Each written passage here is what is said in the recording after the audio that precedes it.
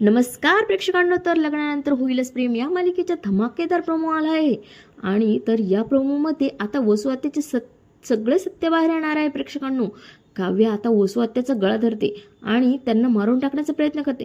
पण प्रेक्षकांनो, नेमकं वसू आत्याचं सत्य कशा प्रकारे बाहेर आलं आहे याचाही तुम्हाला प्रश्न पडलाच असेल ना. चला तर मग पाहूया. त्याआधी जर तुम्ही आमच्या चॅनलला सबस्क्राईब केलेलं असेल तर सबस्क्राईब करायला विसरू नका.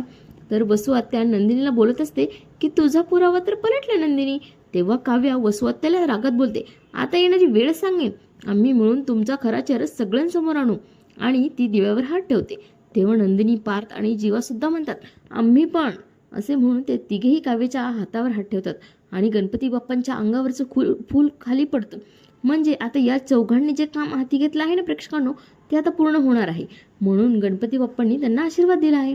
तेवढ्यात मिथुन काका त्यांच्या मोबाईलमध्ये तो वसू आत्याचा तो व्हिडिओ घेऊन येतात. त्या व्हिडिओमध्ये पियू स्पष्ट बोलते की वसू आत्या बोलत होती की मीच नंदिनीला लग्नातून किडनॅप करायला सांगितलं होतं दीपकला. आणि हा व्हिडिओ मिथुन काका सगळ्यांना दाखवतो. तेव्हा सगळ्यांना खात्री पटते की हे सगळं वसू आत्यानेच घडवून आणले आहे.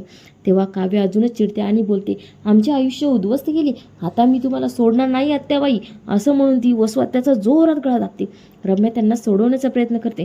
तर अशा प्रकारे वसू आत्याचे सत्य सगळ्यांसमोर आलेले आहे. प्रेक्षकांनो, आता मालिकांचे असेच लेटेस्ट अपडेट्स पाहण्यासाठी आजच आमच्या चॅनलला सबस्क्राईब करायला विसरू नका बरं का. धन्यवाद.